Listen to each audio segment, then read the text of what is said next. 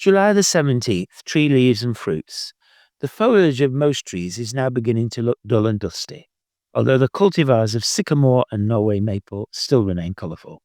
In some cases, such as the foxglove tree, Paulownia tomentosa, the leaves get noticed for their sheer size alone. In others, the leaves may be starting to show the first signs of autumn. A hot July stresses many trees, and some may even start to drop their leaves. Horse chestnut leaves are among the first to colour, possibly earlier than usual due to the added stress of recently arrived leaf miners. Acacias are also starting to get yellow leaflets. Conifers, which were so prominent throughout the winter, have now totally blended into the landscape, with just their bright new growth remaining noticeable. Willow leaves are also showing a delicate range of colours, some with interesting shades of silver. This can sometimes help to identify some of the rarer species. The goat willow, Salix caprea, is one of the first trees to become dappled, with separate green and yellow leaves. Other trees may already be beginning to show some seeds and fruits. The most commonly noticed are ash, lime, tree of heaven, cherries, rowans, and various maples. Our native cherry, Prunus avium, ripens this month, but its fruit has none of the succulence and sweetness of those on sale, although they are all derived from it. One edible fruit, well worth seeking out, is the Mirabelle plum, Prunus institutia Mirabelle. It is a variety of the wild plum or bullus. Damsons and greengages are both derived from this tree.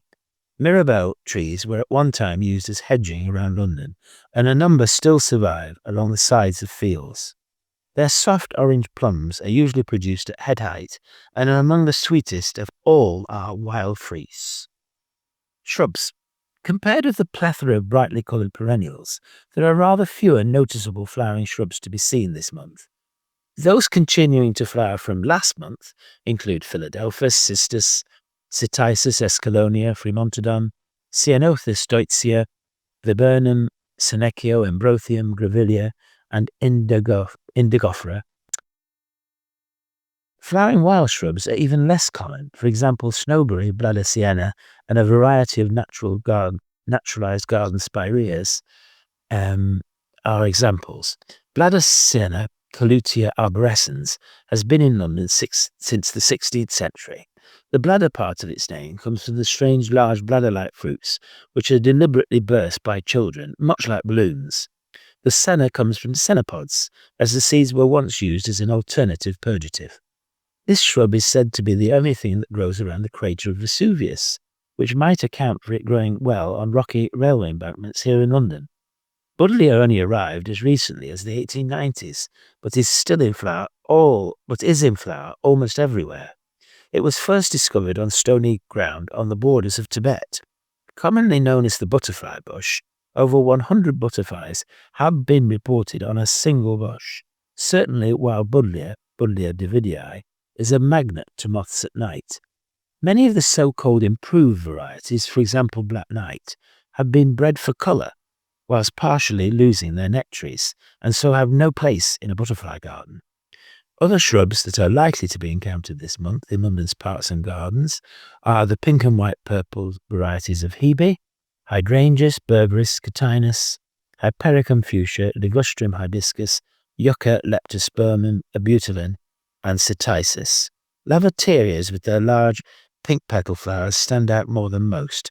Pomegranates may also occasionally be seen, for example in Kennington Park. Their fruits have been depicted in art since the earliest times. They are believed to have formed part of the decoration of King Solomon's temple.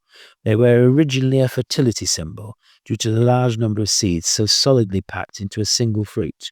The image then got Christianized to mean at one with the universe, which is why so many painted Madonnas are seen carrying pomegranates. Rather rarer, more special shrubs worth looking out for as Ozothamnus, Abelia schumannii, and various American shrubs such as Aesculus robinia and Asimina.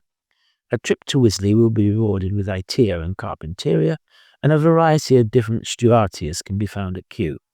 Other even rarer shrubs include Rhomnea, Azara, Enkianthus, and Callistemon citrinus with its lemon-scented leaves.